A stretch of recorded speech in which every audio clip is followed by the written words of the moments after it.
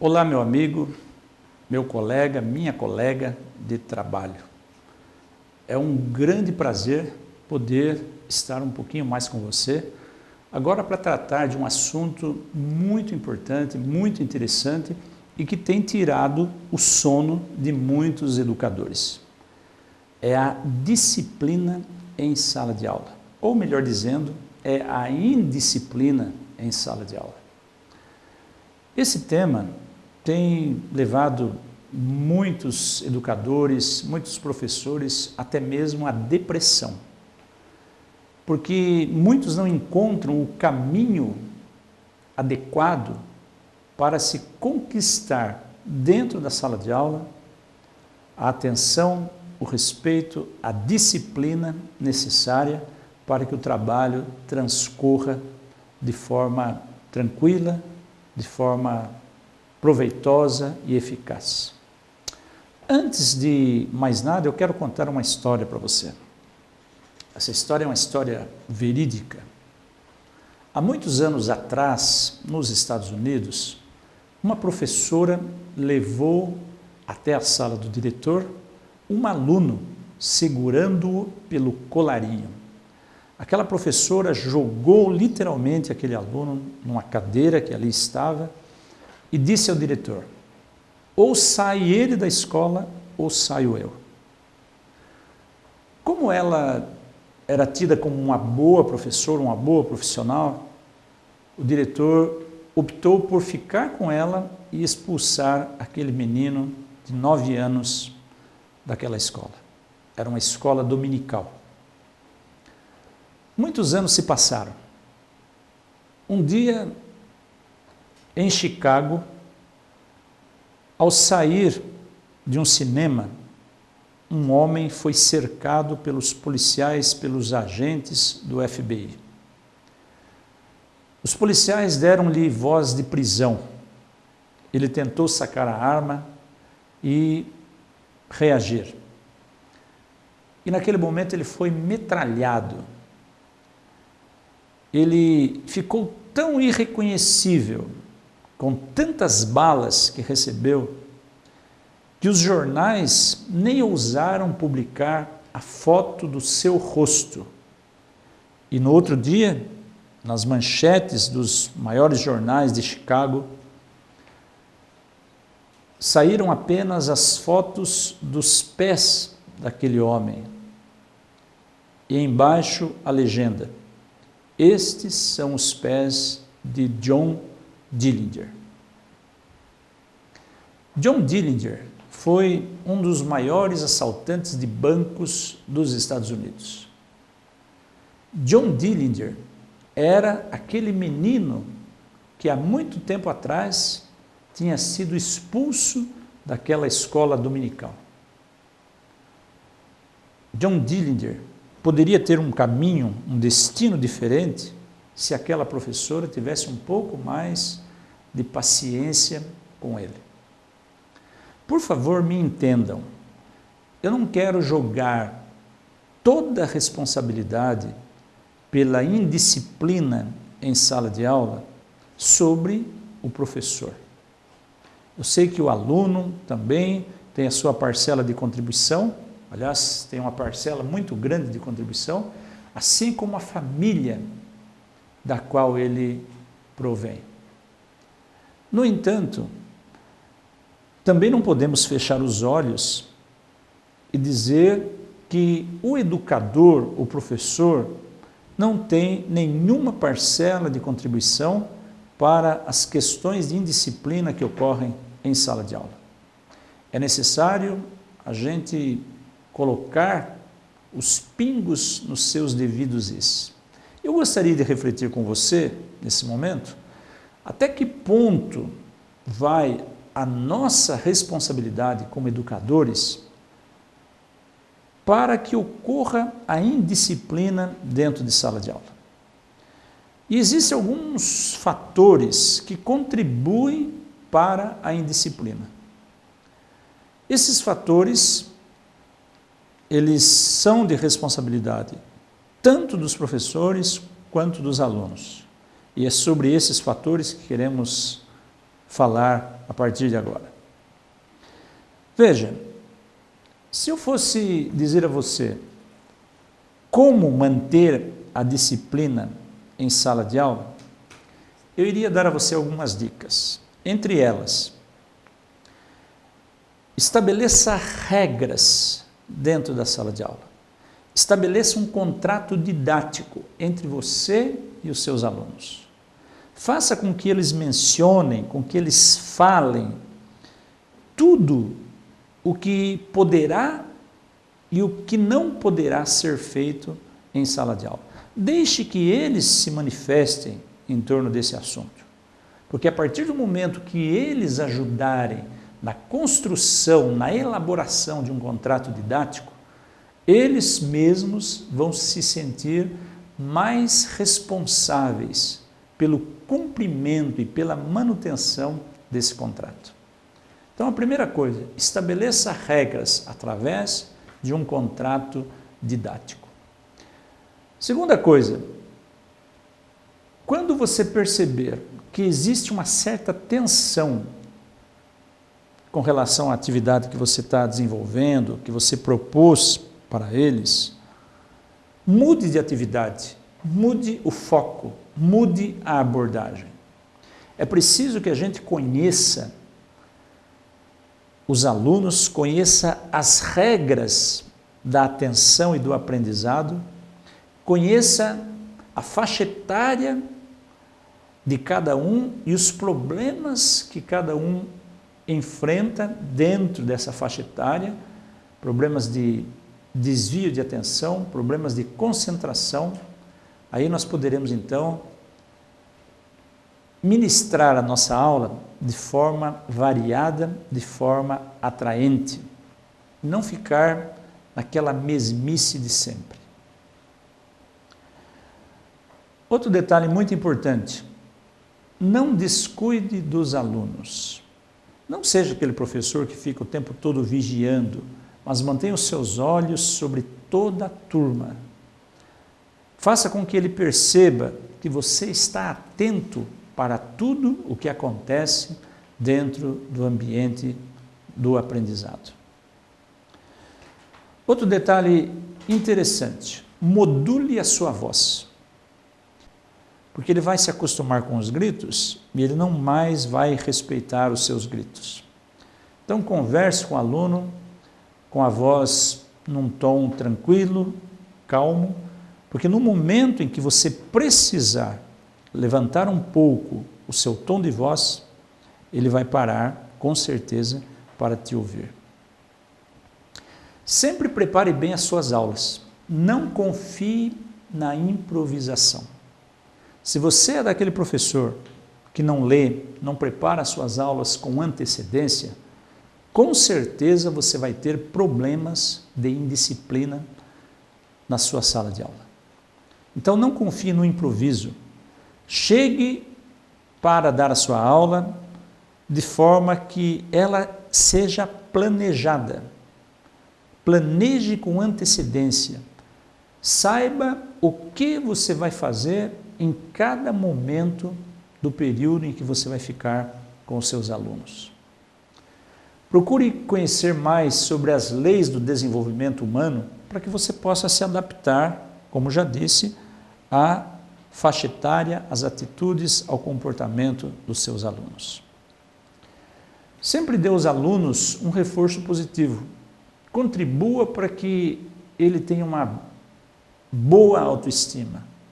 Elogie quando for próprio elogiar, mas faça isso de forma sincera. Não distribua elogios à torto e à direito, mas elogie quando realmente o aluno merecer o elogio. E seja comedido em seus elogios, porque ele vai perceber se você está sendo honesto ou não. Existem algumas situações que contribuem para a indisciplina em sala de aula. E eu quero mencionar algumas delas com você. Uma delas é a falta de uma boa comunicação verbal. Ou seja, você tem que falar de forma clara. Não apenas falar com correção gramatical, correção verbal, mas você tem que falar de forma clara. Existem até alguns exercícios próprios para isso. Se coloque, por exemplo, diante do espelho e fale com você mesmo. Observe as suas expressões faciais ao se comunicar com você mesmo. Talvez você possa fazer isso quando estiver no banheiro para tomar banho. Olhe para o espelho, olhe para você mesmo, se comunique com você, olhe nos seus próprios olhos. A boa comunicação verbal é um fator preponderante para que haja disciplina em sala de aula. Uma outra coisa que causa indisciplina em sala de aula é você deixar a sua turma sem atividade nenhuma. A ociosidade é um fator terrível causador de indisciplina. Quando o aluno não tem nada que fazer, ele vai incomodar o colega, ele vai brincar, ele vai rabiscar a carteira, ele vai incomodar o professor. Por quê? Já diziam nossos antepassados que mente desocupada é oficina do diabo. Isso é uma grande verdade, porque a nossa mente ela não fica totalmente desocupada. Ela pode ficar desocupada de coisas boas, mas ela sempre estará ocupada com alguma coisa. Então é necessário que você atente para isso. Não deixe a sua turma sem atividades. Programe a sua aula de modo que o tempo todo esteja preenchido com algum tipo de trabalho. Um outro ponto importante: não faça ameaças que você não pode cumprir. Aliás, não faça ameaças de tipo nenhum. Mas, quando você fizer alguma ameaça de punição, você faça de forma que você realmente venha cumprir. Porque senão você vai ficar desmoralizado diante do seu aluno. Outro ponto importante: isso serve para pais, para professores, em qualquer tipo de relação que venhamos a estabelecer. Não envergonhe o seu aluno na frente dos outros. Se você tiver de chamar a atenção do seu aluno, faça isso de forma particular e de forma honesta e também com fineza, com tato, com educação. Ao chamar a atenção de alguém, você pode afastar essa pessoa de forma definitiva ou pode até conquistar essa pessoa e fazer com que ela seja um amigo, uma amiga sua. Depende da maneira como você vai abordar o assunto. Não use o sarcasmo para se referir a o que quer que for que venha do seu aluno. Se ele errou, não seja sarcástico. Se ele costuma errar e de repente acertou, não seja sarcástico, porque isso também vai contribuir para que ele perca o respeito para com você. É preciso ter em mente que nós temos que ser amigos dos alunos, mas temos que também preservar um certo limite nessa relação. É preciso lembrar que liberdade não é sinônimo de libertinagem. Nós temos que dar liberdade para o nosso aluno, mas não podemos fazer com que ele perca por nós o respeito que ele deve ter. Tem um pensamento que eu gosto muito que diz assim: o professor pode até não ensinar tudo o que sabe, mas ele deve viver tudo o que ensina. Evidentemente, existem diversos tipos de alunos numa classe. Nós não podemos esperar que tenhamos uma classe homogênea.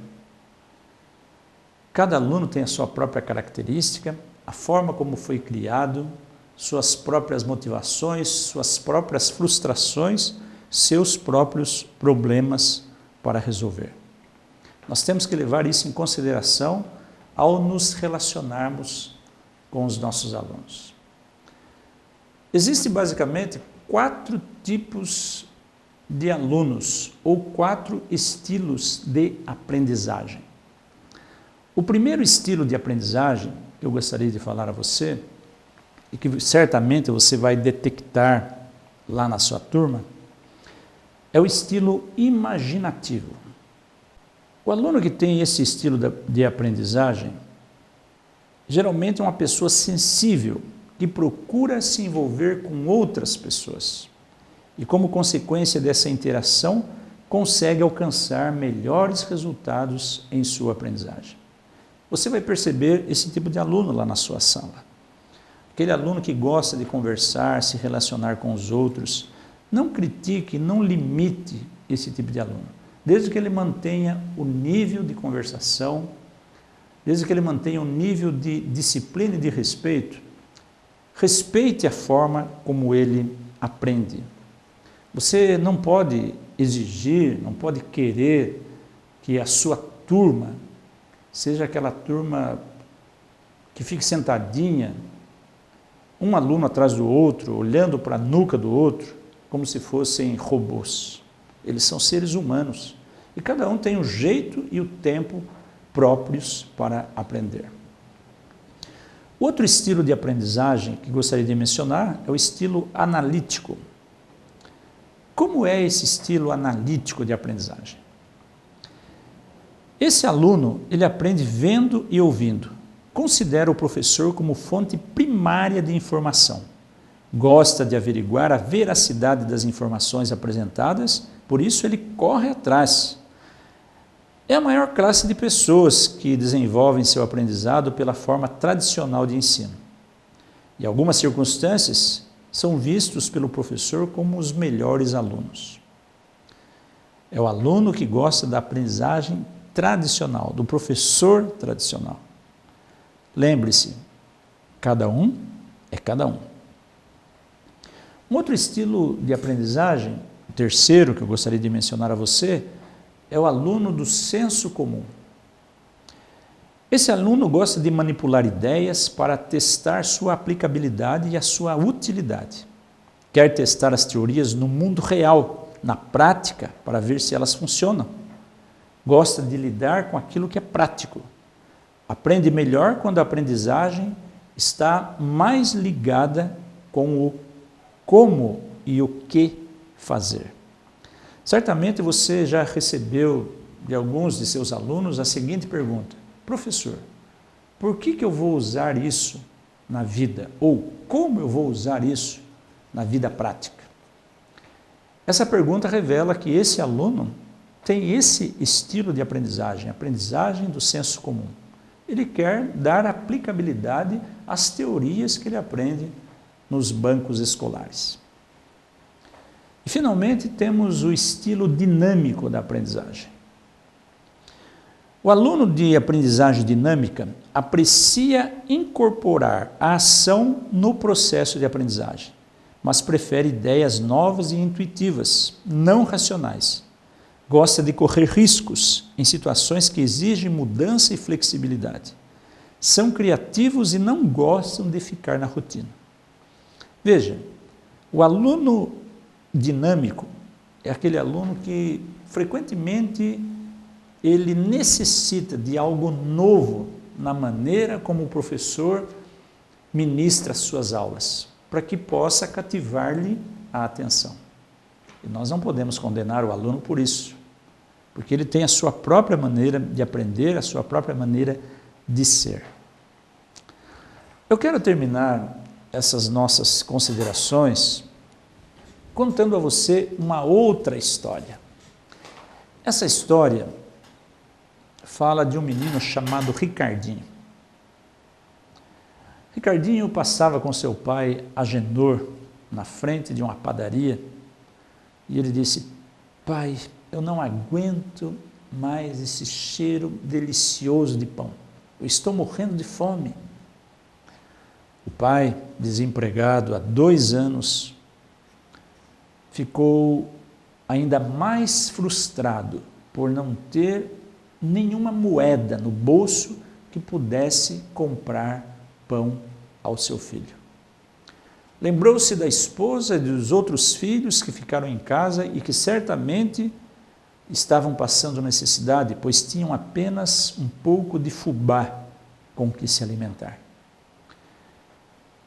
Agenor procurava emprego, batia de porta em porta, tentava algo para fazer, mas há 2 meses ele não recebia nenhum dinheiro, portanto estava impossibilitado de comprar qualquer mantimento para sua esposa e para os seus filhos. O desespero tomou conta daquele homem e ele entrou na padaria. Chamou o dono da padaria e lhe disse: moço, será que o senhor pode dar um pão para o meu filho? Eu estou procurando emprego, não encontro nenhum tipo de trabalho e não tenho dinheiro para comprar pão. Se o senhor puder fazer isso, eu prometo que eu pago o meu trabalho lavando pratos ou varrendo o chão aqui do seu estabelecimento. Naquele momento, o dono da padaria viu o desespero daquele pai e gritou bem alto: Maria, traz 2 pratos de comida aqui para os 2 senhores aqui.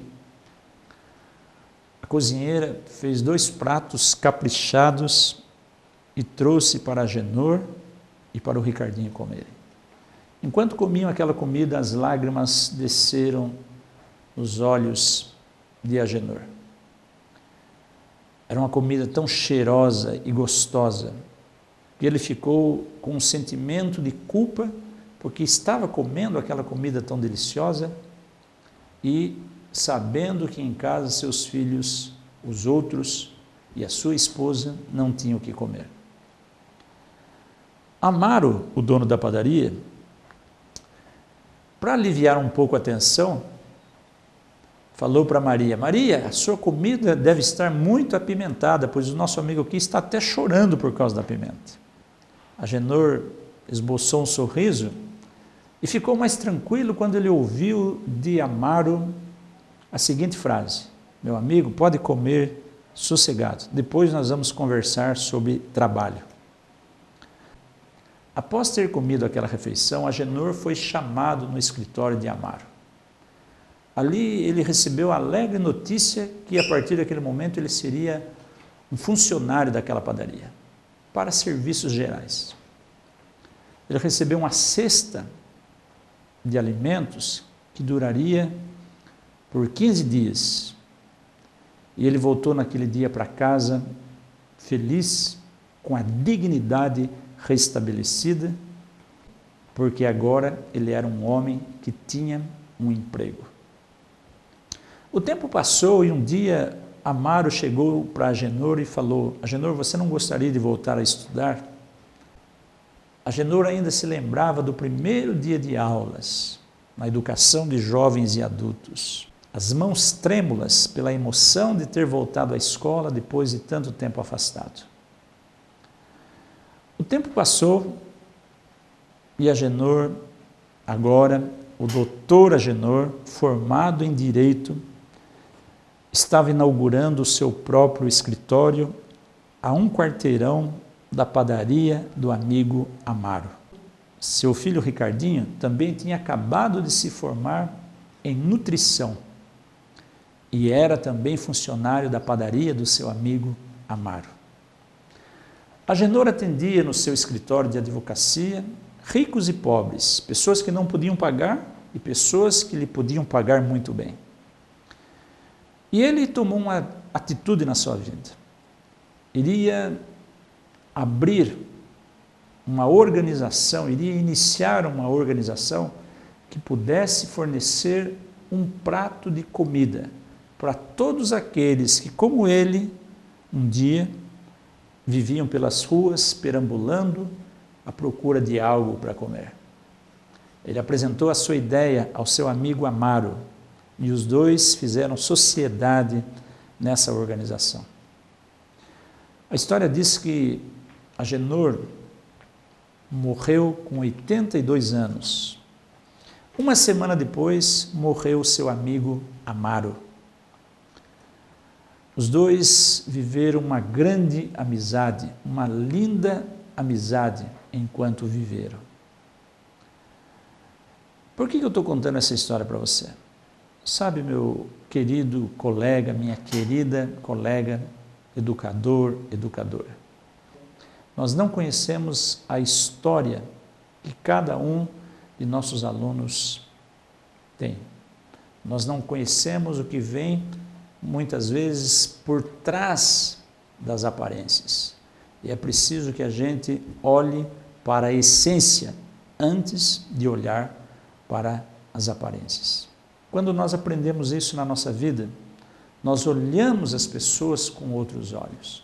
Nós aprendemos a ter paciência, aprendemos a perdoar e aprendemos a pedir perdão. Eu espero que essa nossa reflexão tenha sido de grande auxílio para você e que você seja, no exercício da sua profissão, uma pessoa cada vez melhor. Um grande beijo no seu coração.